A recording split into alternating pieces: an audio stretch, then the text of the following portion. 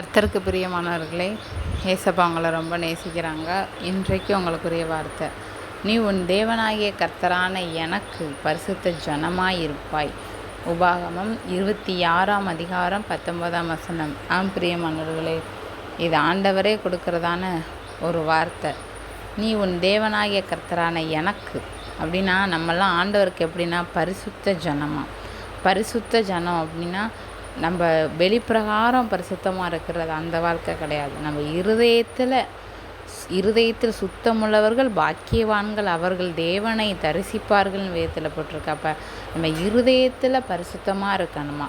ஆண்டவர் சொல்லியிருக்கார், நான் பரிசுத்தராக இருக்கிறது போல் நீங்களும் பரிசுத்தராக இருங்கள். இன்னொரு இடத்துல சொல்கிறாங்க, நீங்கள் எனக்கேற்ற பரிசுத்தராக இருங்க. அப்படின்னா ஆண்டவரை போல் நம்ம பரிசுத்தமாக இருக்கணும். பரிசுத்தம் அப்படின்னா கள்ளங்கப்படம் இல்லாமல் ஆண்டவரை போல் பிறருக்கு உதவி செய்கிறது, மற்றவங்க மேலே அன்பு காட்டுறது, மற்றவங்கள மன்னிக்கிறது, மற்றவங்கள தாங்கிறது, மற்றவங்களுக்கு உதவி பண்ணுறது, அநியாயம் செய்யாமல் இருக்கிறது, கோவப்படாமல் இருக்கிறது, மற்றவங்க பொருளை இச்சிக்காமல் இருக்கிறது. இதுதான் என்னதுன்னா பரிசுத்தம்.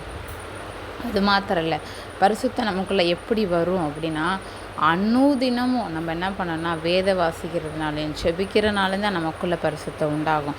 நம்ம வேதம் வாசிக்க நம்ம இருதயத்தில் உள்ள எல்லா துர்க்குணங்களும் நீங்கி நம்ம எப்படி இருப்போம்னா பரிசுத்தமாக இருப்போம்.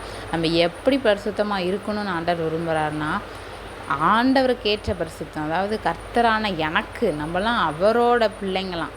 ஜனம்னா அவரோட பிள்ளைங்க அவருக்கு பிரியமாக வாழ்கிறது தான் ஆண்டவர் விரும்புகிறாரு. ஸோ இன்றையிலேருந்து நம்ம ஆண்டவர் அறிய ஆரம்பிச்சோன்னா நமக்குள்ள பரிசுத்தம் உருவாக ஆரம்பிக்கும். கர்த்தர் உங்களோடு இருந்தவங்களை ஆசீர்வதிப்பார். God bless you. ஆமென்.